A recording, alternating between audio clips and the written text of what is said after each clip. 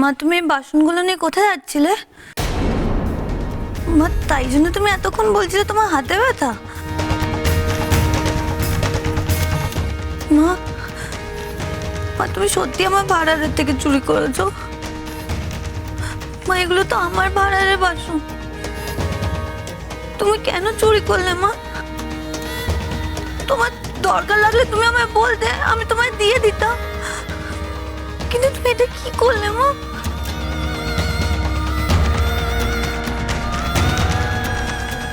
বড় বৌদির মতো মাও গোয়েন্দা হয়ে গেছে দেখছি। ঠিক সন্দেহ করে চুরিটা ধরে ফেললো। বাবা, এবার ওই কুচুটে মহিলা মজা বুঝবে মায়ের কাছে। এটা আপনি কি করলেন মা? আপনি আপনি নিজের মেয়ের সংসারে চুরি করলেন।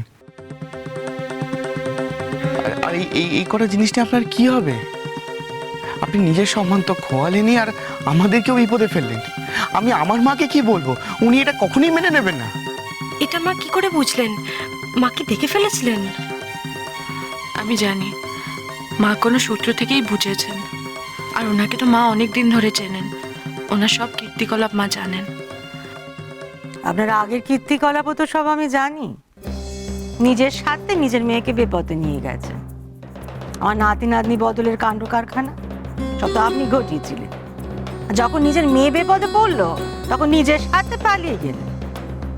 আপনার মেয়ে কিন্তু আপনার সবকিছু ক্ষমা করে দিয়ে নিজের সংসার সাজাতে আপনাকে ডেকে নিয়ে এসেছিল। আপনি কি করলেন? আপনার মেয়ের ভাড়ার থেকে চুরি করলেন। আপনি কি ভেবেছেন ধর্ম বলে কিচ্ছু নেই? ধরা পড়বেন না আপনি? মা, তুমি এই কাজটা কি করে করলে মা? আমি তোমার উপর কত ভরসা করে আমার ভাড়ারের চাবি তোমাকে দিয়ে ঘুমিয়েছি, আর তুমি এইভাবে চুরি করলে?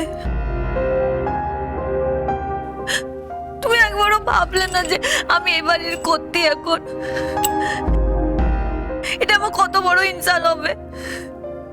সবাইকে আমি কি করে মুখ দেখাবো? কেঁদো না মেজবৌমা, কেঁদো না। এবার আপন পরটা বুঝতে শেখো।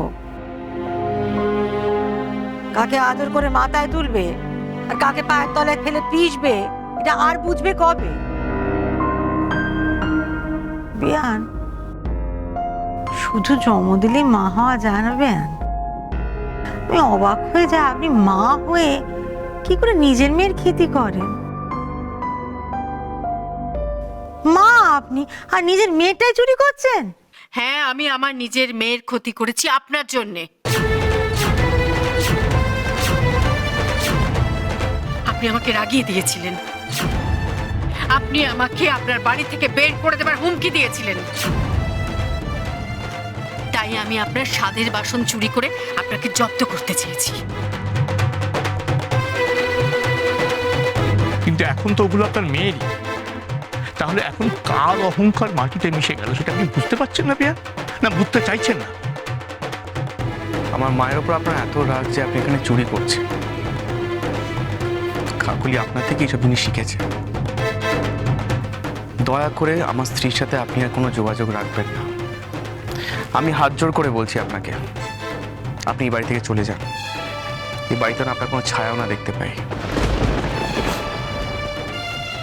আপনাকে ভালো করে চিনি বেয়ান।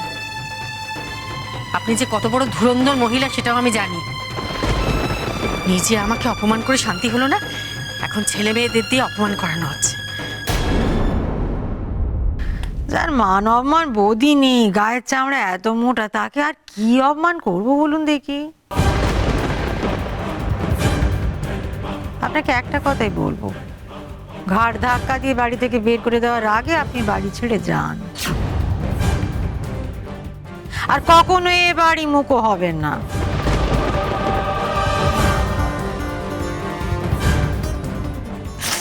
এখন তুমি কাঁদছো কেন? এই সব কিছুর জন্য তো তুমিই দায়ী, সেটা বুঝতে পারছো না? ওকে কিছু বলো না বাবা, তোমার দোষও কিন্তু কিছু কম নয়। তুমিও আমাকে কিছু কম খারাপ কথা বলনি। এবার কি আমিও খারাপ কথা কইবো? সেটা কি চান? আসুন, এক্ষুনি আসুন।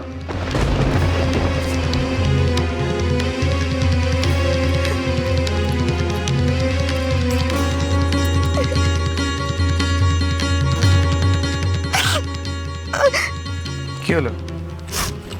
এখন কাঁদছো কেন? খুব তো সংসারে করতে হতে চেয়েছিলে, সব মিটেছে? হ্যাঁ, আমি মানছি মা ভুল করেছিল, কিন্তু মাকে তো অনেক অপমান করা হয়েছে। যে বাড়িতে কর্তেরই কোনো সম্মান নেই, সে বাড়িতে কর্তির মায়ের কি সম্মান থাকবে?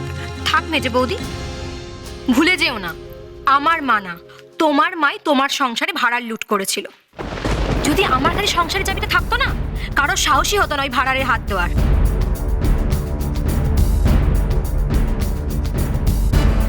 এবার দেখলে তো মেজো বৌদি, ওই চাবি নেওয়ার কোনো যোগ্যতাই তোমার নেই। ডায়না সব দিক থেকে অনেক সৎ এবং সাহসী,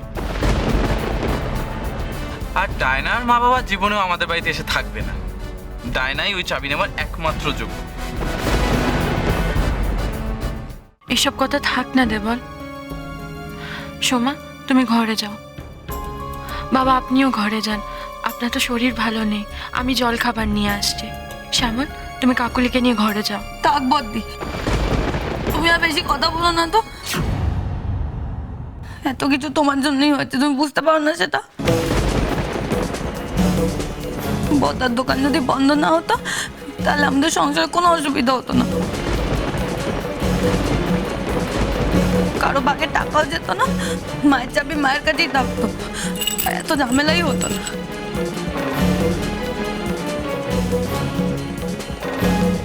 একদম ঠিক কথা বলেছো মেজে বৌদি। বড়দা বড় বৌদি তো এই বাড়ির শান্তি নষ্ট করে এখন ভালো মানুষ সেজে আছে, আর আমরা সবাই কষ্ট পাচ্ছি। এসব কি বলছিস কি তোরা? হ্যাঁ, ওগো শুনছো? এদের থামাও। দেখো বাবা, আমি কিছু বলি না তাই, কিন্তু এটা তো সত্যি, বর্দা দোকান বন্ধ হয়ে যাওয়ার জন্যই আমাদের এত সমস্যা হচ্ছে। আজকে সংসারে টাকা নেই শুধু এই কারণে। আর আমাকে দেখো, আমাকে সব থেকে বেশি চাপ নিতে হচ্ছে।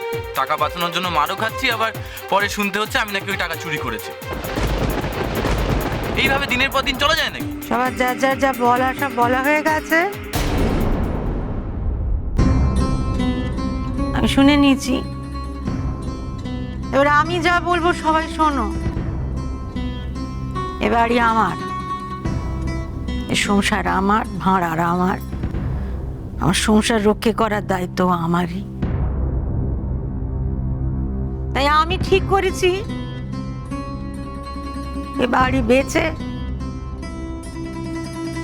আমার সম্পত্তি বেচে আমার সংসার আমি রক্ষে করব।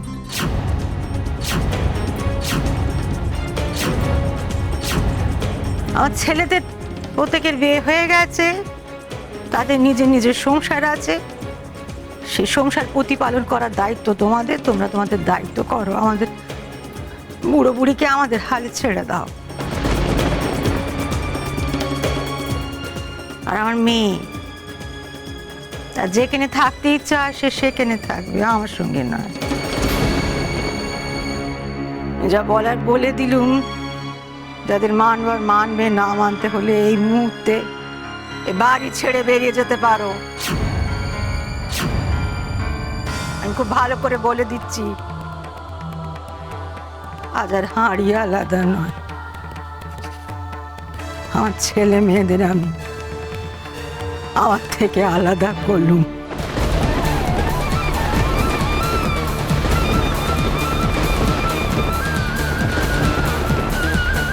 আমি তোমাদের ত্যায্য ঘোষণা করলুম।